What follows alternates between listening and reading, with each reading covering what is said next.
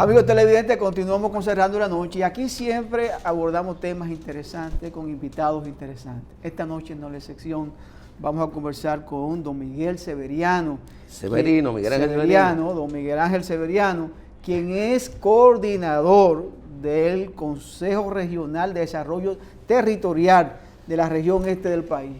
Con él hablamos tras bastidores de temas interesantes que yo quiero que él se encargue de socializarlo con ustedes. Don Miguel, buenas noches. Gracias, muy buenas noches. Me siento muy a gusto aquí en esta escuela de gobierno, académica, filosófica de la comunicación en el país. Los felicito porque son uno de los programas más objetivos, más precisos y más puntuales. Así que para mí estamos a su entera disposición. Bueno, aquí estamos. La verdad que lo escuché hablando antes de iniciar el programa con usted, de temas como identificar las regiones del país donde tenemos más potencial para diferentes rubros agrícolas. Y precisamente hoy estuve mirando en la televisión, en uno de esos noticiarios, decir que en la provincia Monseñor Noel se están quejando de la venta de terreno de vocación agrícola para hacer precisamente apartamentos y venderlo como lote de tierra. ¿Cuál es el mensaje de la República Dominicana? Desaprovechar esas tierras con vocación agrícola, pero con vocación para una cantidad inmensa de diferentes rubros agrícolas, pero que lamentablemente no la utilizamos para esos fines. Pues bien, mira, el Consejo de Desarrollo Regional de la región este del país, territorial de la región este del país, surge formalmente en el marco del primer Congreso Regional celebrado en Sabana de la Mar, en Rancho Colina, de Los Garridos, un diciembre 5 del 2012. Ante una preocupación que teníamos en la Agencia para el Desarrollo del PNUD ADETA en Atomayor sobre la problemática hacia el desarrollo, cómo construir un proyecto de desarrollo para la región. Lo primero que hicimos nosotros fue pasar revista a la actividad productiva de cada provincia de la región este del país, la región Iguamo. Y nos fuimos a contactar las asociaciones territoriales alrededor de esa actividad. Por ejemplo, en Sabana de la Mar, en la parte costera, fuimos a buscar las asociaciones de pescadores, su problemática, su vivencia, sus aportes y sus preocupaciones. Y así lo hicimos con la Cámara de Comercio, la Asociación de Productores del sector cacao, cafetero, arroz, coco, etcétera, etcétera.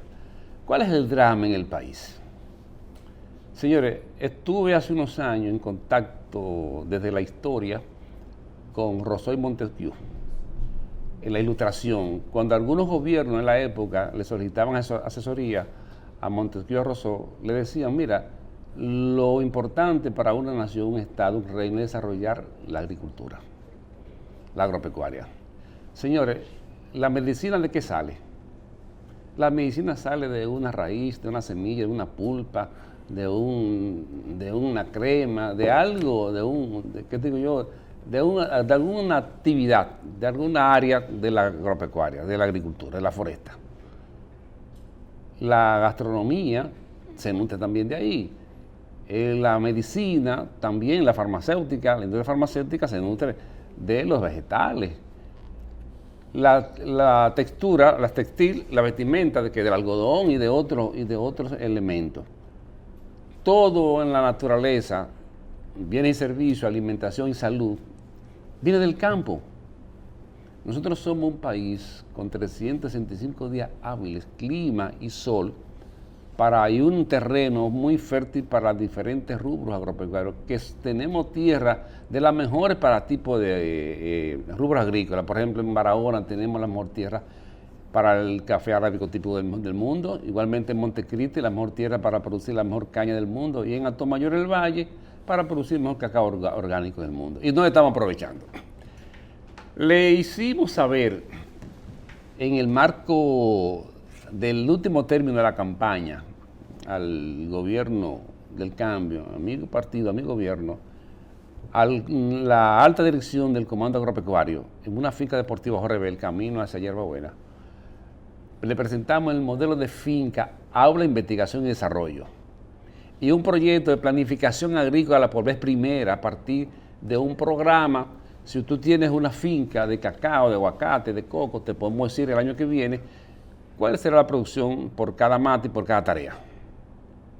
Pero también más luego nosotros nos hemos contactado y nos hemos encontrado que Holanda, un país que no tiene 42.000 kilómetros cuadrados de tierra y una quinta parte de lago, de laguna, de dique, de tierra que se le está robando al mar, es una potencia, es la primera potencia agrícola del mundo y solamente en el 2020, por concepto de ingreso, de exportación de rubros agrícolas, recibieron más de 95.600 millones de euros. Usted lo multiplica por 60 y se le rompe la calculadora.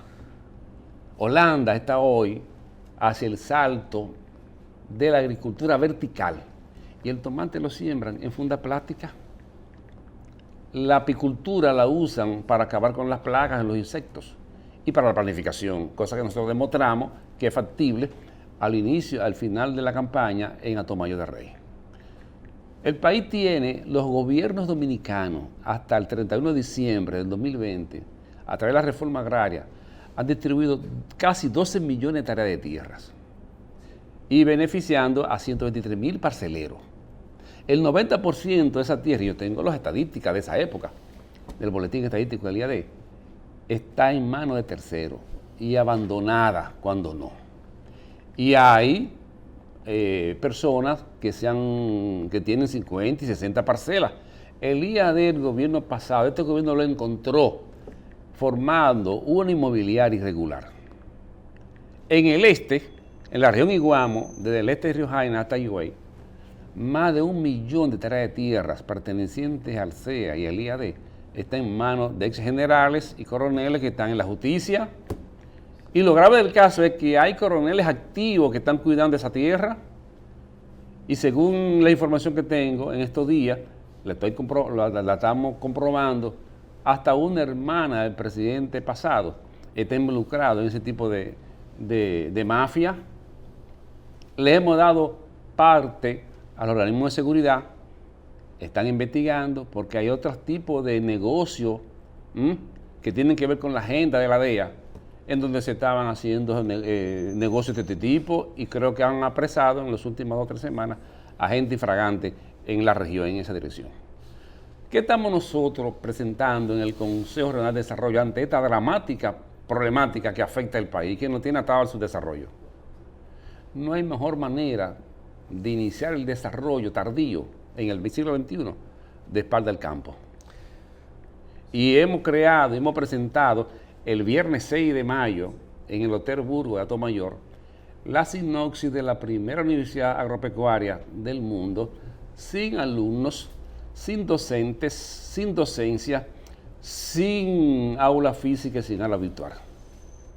Ya hemos avanzado, ese informe lo tiene el presidente de la República, el Ministerio de Agricultura a través del Viceministerio de Desarrollo Rural nos ha dado el visto bueno y ha asumido este proyecto como un protocolo, plan piloto del desarrollo de la región este del país. Severino, las cosas no ocurren todo el tiempo producto de la casuística ni del azar. Algo se mueve para que ciertas cosas no ocurran.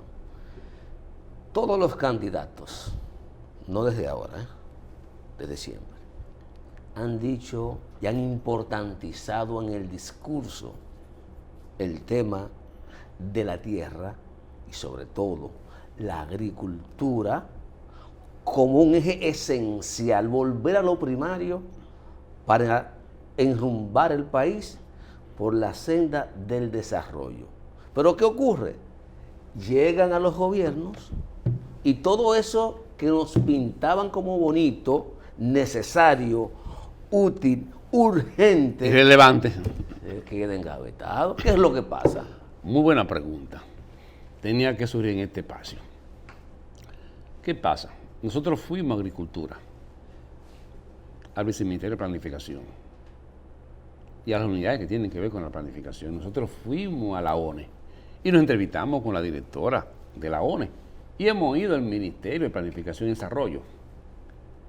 Junior, si así se te ocurre comprarle a Severino o al Monte o a Giovanni una finca de 5.000 tareas de tierra en Monteplata en Atomayor, en Los Llanos, o en El Ceibo, en Miche o en Higüey.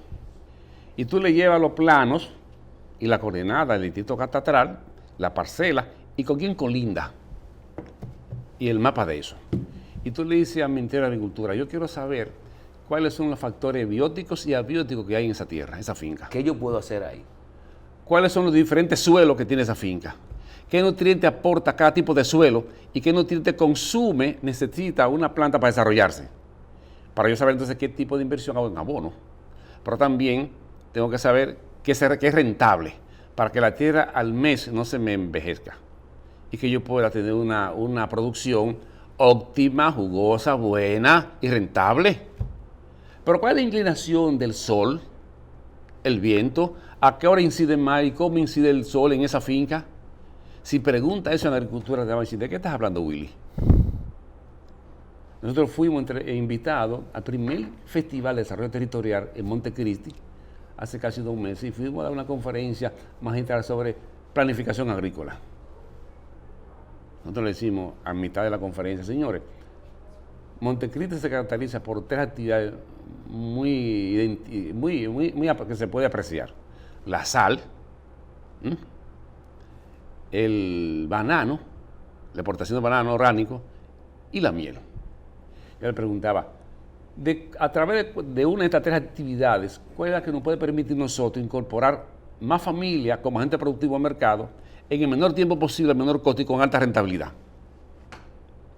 Yo le dije, no me contesten, yo le voy a decir que el tallo del guineo, del rulo y del plátano, la mata de plátano, después que tú la cortas, da más dinero que el plátano, que el racimo. Explíquenos eso, don Severino, explíquenos eso. Entonces de esa mata tú la secas, tú traes un técnico de Colombia, del Ecuador, y tú vas a producir materia prima para hacer vajilla, vaso, plato, cuchara, tenedores, servilleta, papel.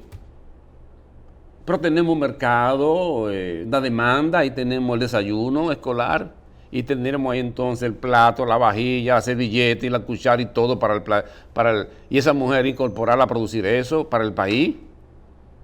Pero tenemos 1.131 kilómetros lineales de costa. ¿Y cuántas toneladas de sargazo depositan el transporte marítimo más barato a la sola en la playa? Sin pagar combustible, sin chofer, sin energía, que solamente hay que recogerla. Y tenemos los contactos. A recogerla. Y tenemos los contactos con una firma venezolana que está aquí en el país, que tiene la tecnología para en el propio mar, adentro, recolectar el sargazo y convertirlo en materia prima. Don Severino, escúcheme, usted ha hablado de un tema del sargazo que en los últimos 5 o 8 meses yo lo escucho a diario y que veo como que es un dolor de cabeza para el Ministerio de Turismo, para las universidades y para los hoteles del país. Y usted está dando una solución demasiado sencilla. Oye, del sargazo se hace madera prensada para escritorio, para silla, para puerta, para ventana, para alfombra, pero también para hacer blog ecológico. ¿Y cuántas casas podemos construir en los pueblos costeros con ese material, con ese blog ecológico del sargazo? Yo estuve en Sabana de la Mar visitando a una firma de banitería muy relevante que la preside un ingeniero, Daniel Calcaño, y le digo, pero vamos a asociarnos, asóciate con el ayuntamiento y presente ese proyecto para que tú puedas relanzar tu empresa. Y tú sabes la riqueza que vamos a crear en cada municipio costero, convirtiendo el sargazo en materia prima, para una diversidad de productos, correa, zapato, sombrero, cartera.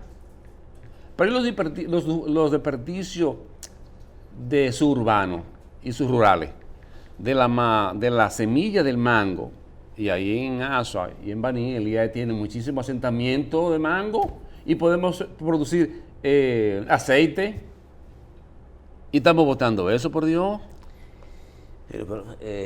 Interesante, pero todavía me quedé esperando un chin más de qué es lo que impide que el Estado asuma el campo como una vía idónea de desarrollo. Yo no soy egresado de la universidad de una disciplina académica del área de la producción, de la agropecuaria, de la agronomía. Yo soy contador público autorizado porque mi intención era estudiar ingeniería, pero en la época que estudié, Y decía, bueno, mi padre, maestro, con exiguos recursos, somos 7 hermanos, yo soy el primero que va a la universidad y los demás. Entonces yo tengo que buscar una profesión que me permita insertarme en el mercado y ayudar a mi familia a que los demás vayan a estudiar. Y me hice contador. ¿Y cómo es posible que sea un contador de allá del campo, sin ningún nivel de crearse en los medios académicos de investigación y desarrollo, no haya presentado esta propuesta? Y los agrónomos e ingenieros que ha tenido el país y ministros de Agricultura no lo han dicho el país, que te la línea. En Holanda, hace 20 años, los productores se sintieron quebrados en la realidad y invitaron al gobierno a una reunión, una mesa de trabajo. Nosotros necesitamos subsidios porque no vamos a abandonar nuestra actividad productiva agropecuaria. ¿Qué dijo el gobierno? 0 subsidio. Le vamos a poner el 50% para crear una universidad agropecuaria. La universidad aporta el 25% y usted, los productores agropecuarios, el 25%. Hoy Holanda es una primera potencia mundial y tiene alumnos en esa universidad de 103 países, y las grandes firmas agropecuarias del mundo hacen pasantía ya en Holanda, por Dios, y nosotros tenemos un mercado estratégico poderoso norteamericano, Sudamérica. Estamos en un sitio que en 2 horas tenemos la producción y tenemos todas las facilidades ecológicas, la tierra, para ser una potencia del mundo. Pero ¿qué es lo que nos falta a nosotros? Recursos para invertir en el campo, falta de interés. Voluntad, visión número 1. Y voluntad que no la hay. El presidente de la República, porque nosotros trabajamos y coordinamos la mesa agropecuaria, la mesa azucarera, entre otros proyectos, nosotros le entregamos el 18 de agosto del 2020 la megapropuesta más importante que se le ha entregado a este gobierno. Reingeniería agroindustrial, energética, artesanal de la caña de azúcar. ¿Y usted no es parte de la comisión que encabeza? Del gabinete técnico del PRM. No, el que encabeza el amigo Leonardo Faña, que le crearon algo vinculado a la producción. ¿Usted no es parte de eso? No, pero te digo que yo coordiné dentro de ese equipo la mesa agropecuaria y la mesa azucarera, y le presentamos al Comando Agropecuario el primer sistema de planificación agrícola en el país. Y ese equipo, cuando terminamos en la finca deportiva Jorge Vélez en Atomayor, dijo públicamente ahí, y ahí está Hipólito Basil, que es director de planificación del Banco Agrícola, ahí está Carlos Graveley, que estaba en CONAPROPE, entre otros técnicos. Pero Severino, esta es la herramienta que necesita este gobierno del cambio para ponerla sobre los ejes del próximo ministro de Agricultura. Y todavía estamos esperando respuesta. Si el país pone a producir su aparato productivo nacional, sobre todo la tierra, ¿se afectan muchos intereses? No. Te voy a poner un ejemplo sencillo. Imagínate que nosotros somos del sector Leperilla y que hay 2.000 familias en la Leperilla. Y esas 2.000 familias, en un primer escenario, genera $2.000 millones de ingresos anuales. Un primer escenario. Una familia genera ingresos por $1.993 millones al año, y 1.999 familias generan $1 millón al año. Hay riqueza ahí, hay desarrollo ahí. No, hay una sola familia que genera todo el dinero del mundo, pero hay 1.999 familias que están llevando al diablo la pobreza. Para poder desarrollar el país, no depende que de un sector pequeño la oligarquía exprima el gobierno y el país. 50 empresas, el cartel del CONE, le sustraen al país vía el gasto fiscal, que son excepciones, son gracias a subsidios, 500.000 millones, 300.000 millones de pesos al año, por Dios. Y con esos 300.000 millones de pesos, yo le dije al gobierno al principio, vamos a aprovechar la pandemia, eliminar eso, y coger y meter 50.000 millones de pesos a la reforma agraria para proyectos de desarrollo. Un ejemplo, el Buen Pan. En una finca de 10 tareas, sembrada de Buen Pan, y tú puedes en una finca abierta de cacao o de coco o de café, cabe la misma cantidad de mata. Ese es un modelo de intercalación de cultivo ideal y te genera $1 millón de ingresos al año. Y aquí tenemos 123.000 parceleros de la reforma agraria llevándoselo el diablo, presidente. ¿Y tiene salida el buen pando? Claro que sí, tenemos mercado y tenemos. En agricultura hay un técnico, Giovanni, que es parte del equipo de nosotros. Se hacen unos fritos buenísimos. Óyeme, y una picadera con un poquito de orégano, aceite extra virgen, que eso es riquísimo, perdió, para compartir, harina. Pero en 20 tareas de tierra y casi todos los asentamientos de la reforma agraria están sobre 25 y 30 tareas hacia arriba. En 20 se producen 2 millones. ¿Qué parcelero de esos 223,000 y pico formales se ganan 2 millones de pesos al año? Y solamente con ese rubro se puede hacer. Entonces, el tema de no implementar todas estas estrategias y otras que puedan surgir y que existen, es solamente un tema de falta de voluntad. Falta de decisión y voluntad y visión y compromiso. Es que, mira qué sucede. Cuando yo veo que Milagro Y no es que es más fácil traer 500 o 300 o 1000 quintales de habichuela de fuera. O cebolla o papa. De cebolla, bueno, de para el papa, sector y que un importador le conviene que se mantenga este caos, esta entropía. Eso es lo que yo quiero saber, porque a La alguien entropía. le conviene eso. Ahora bien, pero ¿por qué mataron a Orlando? Jorge, mira. Por el modelo clientelar, porque no tenemos propuesta para los electores, para que voten por nosotros desarrollo, y tenemos que comprar el voto a través de los cuartos que nos den la oligarquía o un sector que lo que quiere es financiar al candidato, financiar los proyectos para servicio con la cuchara grande de manera deshonesta y burda. Lo que le conviene al país es un mercado, y un mercado es un sistema integrado por recursos y agente productivo. Pero también tenemos un problema fundamental, Junior. Las universidades del país no investigan. Es posible que tú hayas tratado aquí, economista, hablar de desarrollo económico. Pues es un dislate, un disparate mayor. ¿Qué es la economía? Un mercado o una ciencia. La economía es una ciencia. Como es una ciencia la administración, el derecho, la contaduría pública o la contabilidad, como usted le quiera llamar, la sociología, la ingeniería industrial, la estadística. Todas son ciencias vinculadas al mercado y que tienen como objeto de estudio una perspectiva de mercado. Pero usted no puede decir que el desarrollo económico es el desarrollo de la ciencia económica. ¿Quién vive de eso?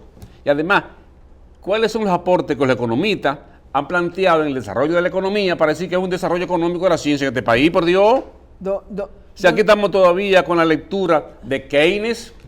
Don Severino, pero yo veo que dice el Ministerio de Educación, Ciencia Superior y Tecnología que se invierten 1.000 millones de pesos al año en investigación científica. No, señor, eso no es verdad. ¿Y a dónde van esos 1.000 millones? Mire, déjame decir una cosa. ¿Usted tiene hijos pequeños? Tengo nietos. ¿Tuviste nietos? ¿Y tú? Tengo hijos. Pónganse, vamos a inteligir esto. ¿Qué costo y qué tiempo dura un niño de primer día que tú lo mandas a la escuela, al colegio, hasta que él diga, mire papi, yo me gradué de abogado, de ingeniero, de arquitecto, de agrimensor? Bueno, estamos hablando de 26 años, 25 años. ¿Y el costo?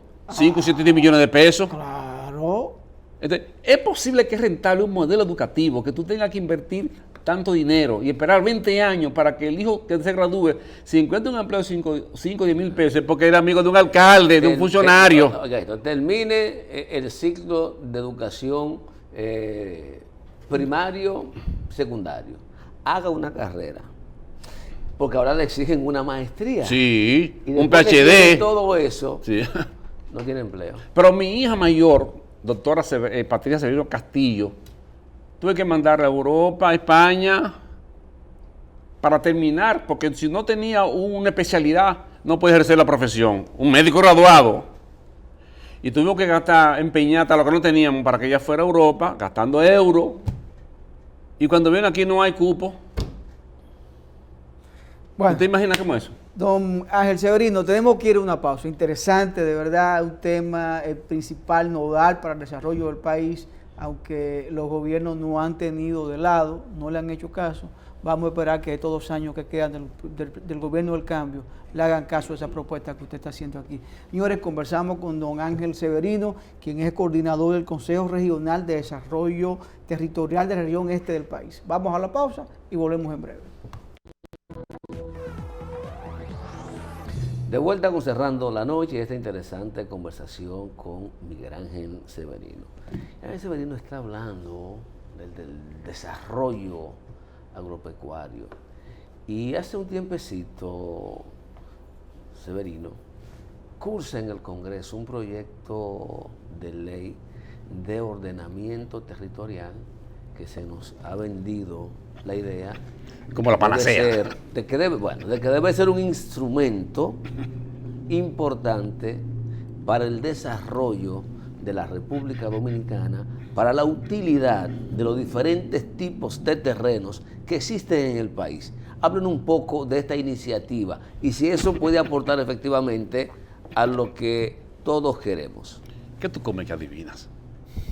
Justo cuando construimos el Consejo Regional de Desarrollo Territorial, era ministro de Economía, Planificación y Desarrollo, Temíco Telmontá.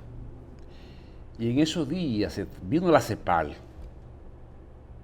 de México y nos convocan a nosotros como novedad presentarle a la CEPAL de que en el país se está trabajando en el desarrollo territorial.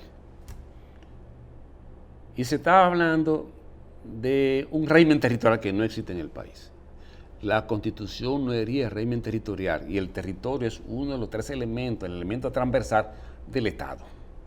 El Estado lo comportan tres elementos fundamentales: el territorio, el gobierno y los ciudadanos. La Constitución no tiene un régimen territorial, pero ese no es el caso. Y nos dicen a nosotros, nos invitan al Ministerio de Economía, que estaba en el Palacio, antes era estar al frente, a la alta casta académica intelectual de América Latina, el BILA, CEPAL y el Fondo Monetario y el Banco de Desarrollo, a tocar esos temas. Y veo que presentan un proyecto de regionalización que el Ministerio de Agricultura tiene 19 o 18 cuántas regiones agroalimentarias, que educación tanto y que lo otro. Yo digo, pero ven acá, señores. Usted no se recuerda cuando llegó Colón aquí en 1492. Yo estaba ahí cogiendo fresco en Puerto Plata. Cuando Colón llegó aquí, no había GPS, no había internet, no había agrimensores. Sin embargo, los orígenes, los indígenas, los que ocupaban la tierra en esa época, tenían una división territorial simple, Así 5 mismo, casiscados. así mismo. Y todo indígena sabía dónde comenzaba uno y terminaba el otro. Sencillo. Y había un plano. Sí. ¿Cómo lo hicieron ellos? No, señores, la geografía, la topografía marca la división territorial.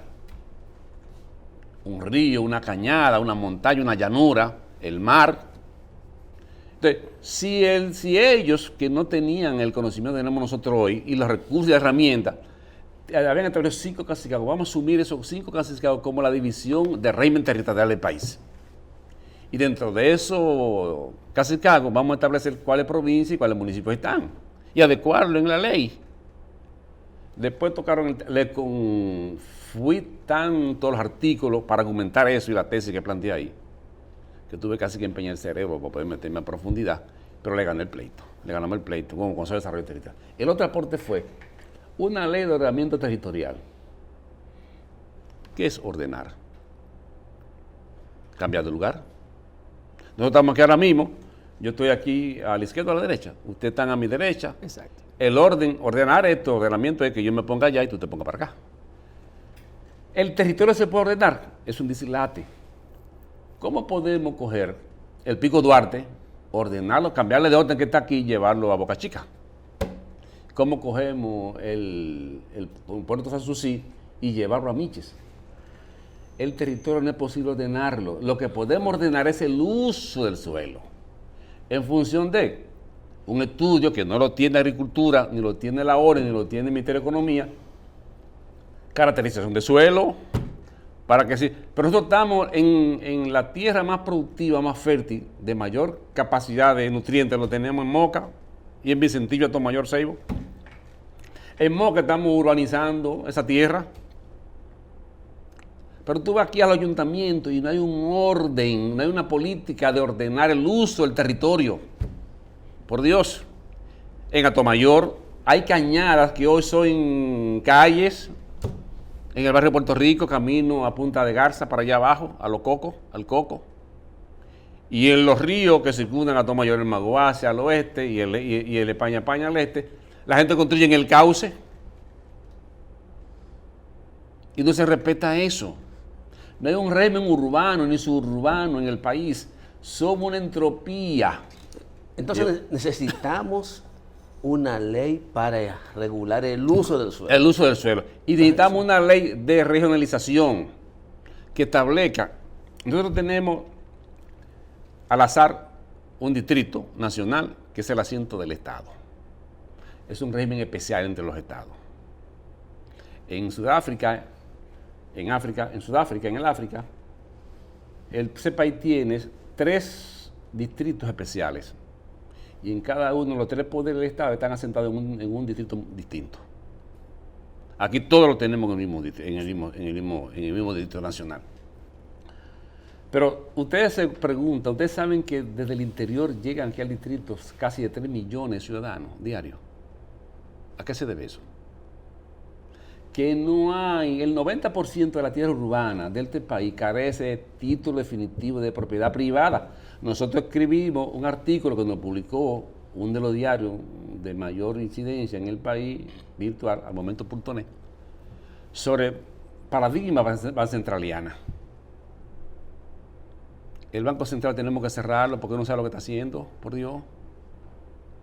El Banco Central, ese señor que tiene 40 años ahí, que cree que el banco es de él, una herencia, es el primer obstáculo al desarrollo del país. Porque la política monetaria, financiera, crediticia y bancaria no corresponden, no ayudan al desarrollo del país. Nosotros tenemos una banca con un flujo, una alta liquidez. ¿Por qué? El 90% de los solares urbanos carece de título definitivo de propiedad privada. Un mercado, que es un sistema integrado por recursos de gente productivo, descansa en el principio de la propiedad privada como punto anular. Y la propiedad privada como principio descansa en el título definitivo de la tierra urbana.